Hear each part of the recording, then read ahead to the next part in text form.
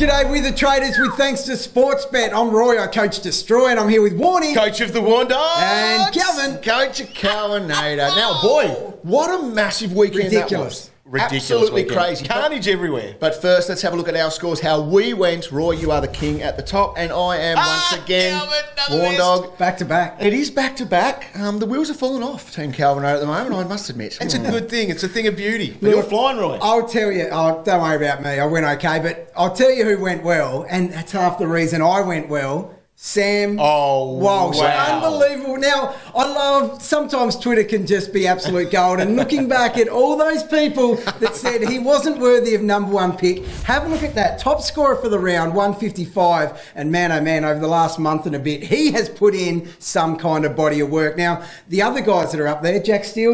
Jack Steele, he's put in a body of work, Cal, and it's been the whole season because he's now the top scoring player for the whole season. I'll rewind back to a couple of weeks ago. We did a podcast. We tried to talk about the best players out for the rest of the season. Cal, you didn't have Jack Steele in that.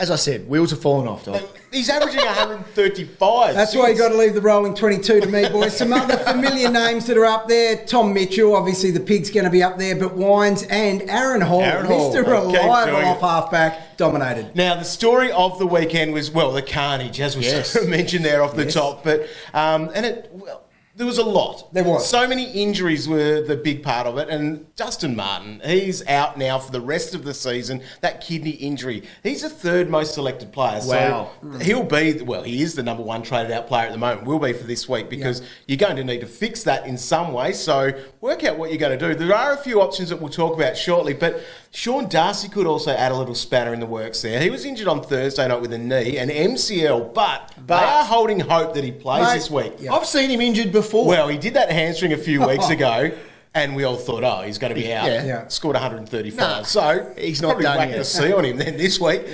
Josh Kelly was hurt in yesterday's game now. Again with an ankle. Same ankle as well. You know what that might mean, Roy?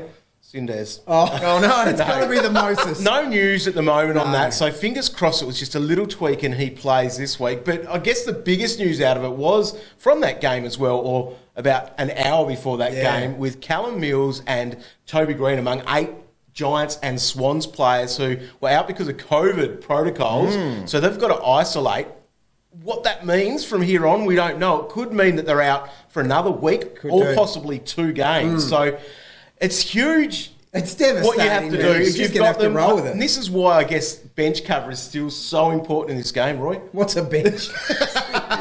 You've got one. I do. Sorry, You got one. Marty. So that's it. Now, Roy, here are the most traded in players. Connor West, my boy, scored 76 on debut. Yeah, and, we flagged it, mature ager and can find the pill, and he did a really good job. So he's a great trade target this week for those that didn't start with him. Now, someone I like, especially with the issue in the forward line and the lack of cash generation at the moment, Rowan Marshall. Yes. So he's been, since he came back, he has been getting a little bit better each week, and that score on the weekend shows that he's ripe for the picking, given he is so cheap. Yeah, and I guess he's someone that doesn't need total ruck time to score well as a ruckman or a ruck forward. Well, he averaged nearly 100 playing with Marshall, just in the not too distant past.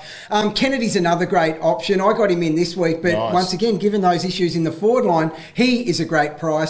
And someone else who's a great price, we got scared of Tim Kelly. Yes. But he managed to push through for a good nice solid 90 despite that knee injury. What about the GOAT? People are still picking him this week. 120. Look, I make no apologies for this. People are getting angry about how much they're hearing about the GOAT. Maybe you should have listened from the start and got him in for $200,000 less. And I'll tell you what, it's not so painful listening to it when you have him and he keeps pumping out these scores. What a story he's been this season. Unbelievable My story. F1 at the start of the season, then he turned into Kmart Dusty, which was not good. He F6. lost a lot. F6 he turned into, and now he's back to being my F1. Yeah, you got to have him. It's actually still not too late. Definitely not. Get on. Good luck for round 19, whatever that will look like. Stay tuned to afl.com.au as they'll keep you across all the news, especially fixture changes, Cal. Oh, yeah.